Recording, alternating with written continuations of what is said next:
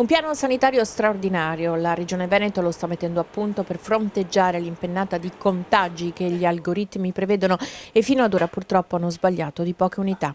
È un piano ospedaliero, ha dichiarato il Presidente del Veneto Luca Zaia nel consueto punto stampa nella sede dell'unità di crisi della Protezione Civile a Marghera. Non c'è il ricorso al momento all'allestimento di padiglioni fieristici come in Lombardia.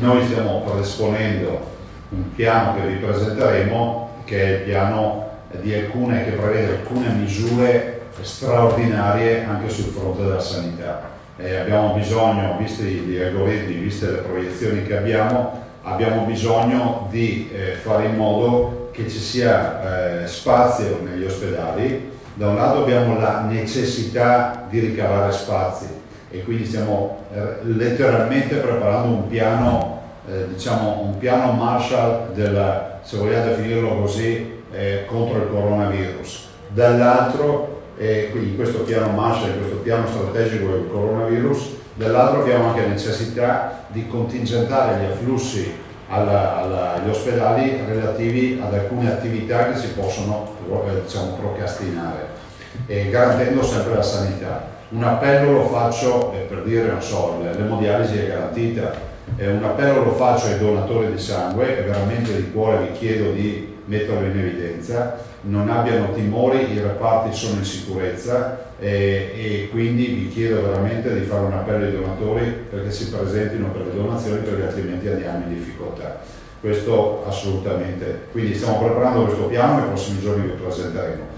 Il Presidente ha ricordato che nella lettura dei dati dei contagi va tenuto conto di quelle persone positive e asintomatiche non intercettate, perché fare il tampone a 5 milioni di abitanti sarebbe impossibile, oltre ai costi per i tempi di lettura. Meglio investire 150 milioni, ha detto, nell'acquisto di respiratori, tecnologie e nella cura dei pazienti. E se l'algoritmo funziona come ha funzionato oggi, cioè la previsione funziona come ha funzionato oggi, noi adesso avremo pian piano la crescita esponenziale.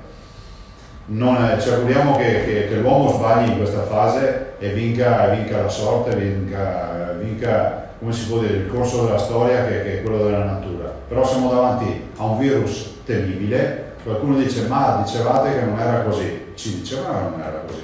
Tutti si ricordano gli scienziati, i professoroni che andavano in TV, nei media, voi stessi li avete registrati, intervistati, che parlavano di virus, di una specie di influenza o robe del genere. La verità è che questo virus manda le persone in terapia intensiva e in terapia intensiva, mi spiace di essere duro, ci vanno le persone per essere intubate, cioè vuol dire che una macchina respira per i polmoni, perché i polmoni non ce la fanno più a respirare. Quanto ai dispositivi di protezione individuale, ha evidenziato come ci sia una gara all'acquisto in tutto il mondo. Non è che siamo disorganizzati, la verità è che sono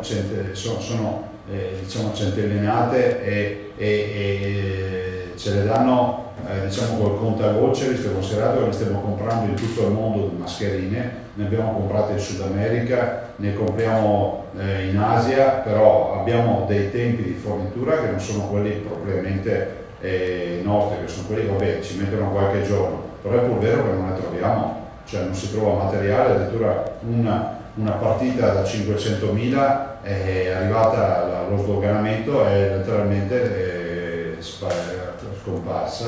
scomparsa, nel senso che qualcun altro l'ha intercettata e se l'ha comprata in qualche altra parte del mondo. Le norme del nuovo decreto del Presidente del Consiglio delegano alle regioni il compito di emettere ordinanze per garantire in sicurezza le attività delle imprese e la gestione del trasporto pubblico. Norme di protezione obbligatorie per i lavoratori e riduzione delle corse nel caso dei mezzi di trasporto. Se ci diffondete il contagio alla velocità che abbiamo in proiezione nelle previsioni, svuotiamo gli ospedali, ma li svuotiamo dei pazienti che dovremmo curare per riempirli di pazienti coronavirus. E oltre un certo limite, cari veneti, care venete, non c'è più il punto di non ritorno.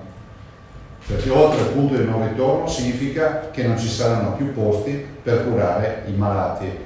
Quindi stare a casa e rispettare le regole aiuterà tutti a fare in modo che possano essere praticate le cure in maniera ragionevole e sostenibile nei nostri ospedali. Abbiamo 60 ospedali, 68 ospedali, 54.000 dipendenti, abbiamo una squadra eccezionale di sanitari, di medici, di infermieri, OS e tutto quello amministrativi e vari. Siamo abituati a erogare 60 milioni di prestazioni sanitarie, però oggi siamo preoccupati della velocità del contagio, quindi state a casa.